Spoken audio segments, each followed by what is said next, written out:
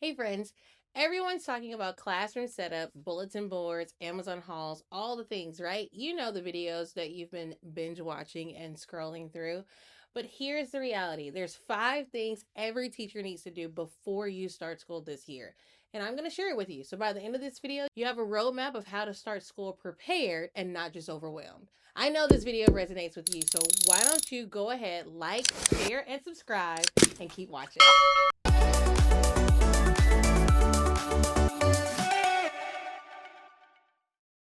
Hey friends, this is Keeping It Teacherish. If you're new, my name is Patrice. If you're old, I'm so glad you're back. Listen, we've got to talk about the 5 things every teacher needs to do before you start school. Like literally, you have to do this. So number 1 is reflect before you reset, right? So really take a few minutes, a couple of days, a week or two to reflect on the year before you start reinventing things. You really need to consider what went well this year, what worked out well, what things did I really enjoy, what things brought my students joy, right?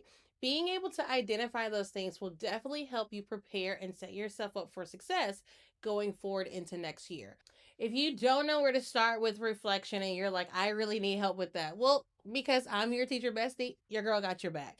You can download my free summer reflection worksheet, and it helps you walk through literally the questions that you need to ask to make sure that you're setting yourself up for success going forward. Number 2, decide your non negotiables, right? It's almost like New Year's resolutions. We all have a list of things that we're going to do well and the things that we're going to start committing to do. I'm going to work out every day after school. Well, that sounds reasonable during summer while we're resting and recovering, but the reality is might not happen that way. But realistically, what are those non negotiables? Yours could be working out, but maybe it's more of getting healthier, feeling healthier. And so instead of aiming for 5 days a week, maybe we start with something a little more realistic, at least until we get back into the rhythm. But things like, am I going to leave work at work? Am I just working those contract hours? When are my grading days, or whatever the case is, the non negotiables that you are sticking with?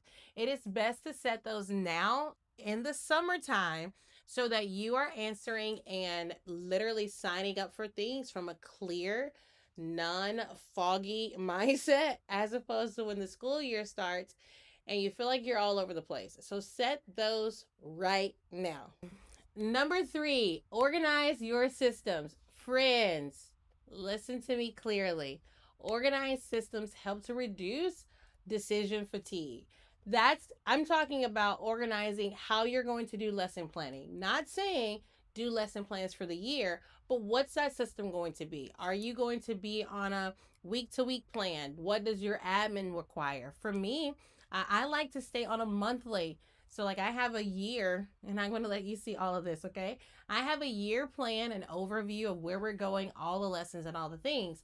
But I want to stay on a 30-day track, right? So, a month to month basis. And I actually learned this from my girl. I'm going to pin her here so you guys can check her out as well.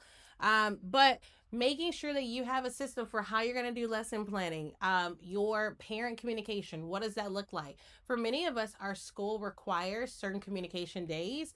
You need to work that into your rhythm so that when life actually starts in August, you already have a system that helps you to maintain order, calmness, and most importantly, peace for a healthy you. Number 4, you've got to prepare you before your classroom. My friend, I'm with you. I'm standing in the aisle at Hobby Lobby and I'm seeing all the things. But the reality is, all of that stuff is going to be great. However, if you are still overwhelmed or unhealthy, nobody really cares what the bulletin boards look like, right? Because you don't even want to be there.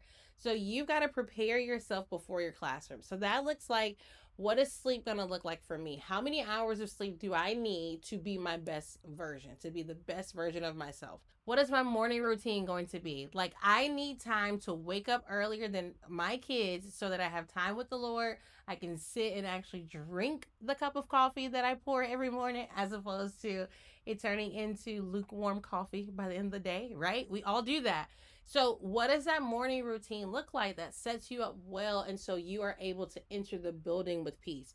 Now is the time to start organizing those kind of things and really making sure that we figure out, what do you need to be successful this year? What do you need before we start preparing your classroom? All right, and number 5, let's define success for this year. What does success look like for you this year? Not what's happened in the past, not what other teachers are doing, but what does success look like for you? So is it more peace? Is it actually following your contract hours? What is success for you?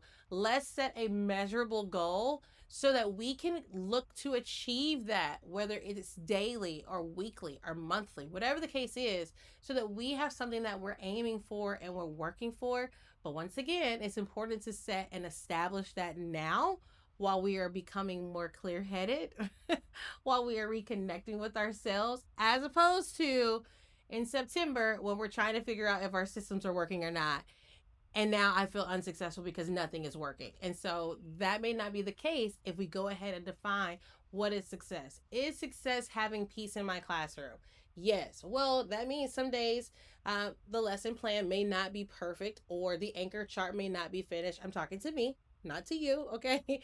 But if overall I want my room to feel peaceful, then that day, even though every check on the box may not have been hit, we achieve success because the goal was to maintain peace. Does that make sense to you? Hopefully so. So once again, let me recap really quickly so you don't forget. Number 1, reflect before you reset. 2, decide your non-negotiables now. Number 3, organize your systems. You got to think this through. Number 4, prepare yourself before your classroom. And number 5, define success before the school year starts. Listen, teacher bestie, if you haven't done this already, I'm going to throw it out here again because we all need to be reminded sometimes. Download my free summer reflection worksheet. It's going to help you to reflect, which is our number 1 thing, right? And to take that journey throughout what went well, what did not go well, what brought me joy, what drained me, so that you can actually set these goals and set these measurements now, okay? So teacher bestie, if you're ready to walk into your school this year feeling more prepared than overwhelmed, and especially if you're a first year teacher, like I'm talking to you, but also my veteran teachers, you know how it is. You go through summer feeling really good, and then all of a sudden, week 1, day 4, maybe, that sense of overwhelmness comes. So I've created something just for you to help with that. Again, check the description so that you can get this freebie for you. It's going to help you to be prepared and to create a roadmap so that you feel more prepared than overwhelmed going into the school. If this video encouraged you, I'd love for you to join the Teacher Bestie community by simply subscribing to the channel, of course. There's a new video for you every week where we're talking about sustainable classroom management. We're talking about strategies, practical tips, all the things to help you be a successful teacher. And I believe that it's time for us to thrive, not just survive the school year. And so I want to help you as we're helping each other in our Teacher Bestie community. So go ahead and subscribe now. And then lastly, you know, I love to talk to you guys in the comments. So I want to hear from you. Which one of the 5 things that we're working towards this summer, which one of the 5 things that we're doing is the one that you need the most help with, is the one that is probably like a struggle area or a challenge area for you? Put it in the comments so we can see. Nothing encourages me and other teachers more than seeing that I'm not the only one that's struggling with setting the non-negotiables or whatever the case is. So go ahead and list that in the comments below, and I can't wait to interact with you there. Until next time, remember, don't just prepare your classroom, prepare yourself. This is Keeping It Teacherish, and I'm your girl, Patrice. I'll see you later, friends.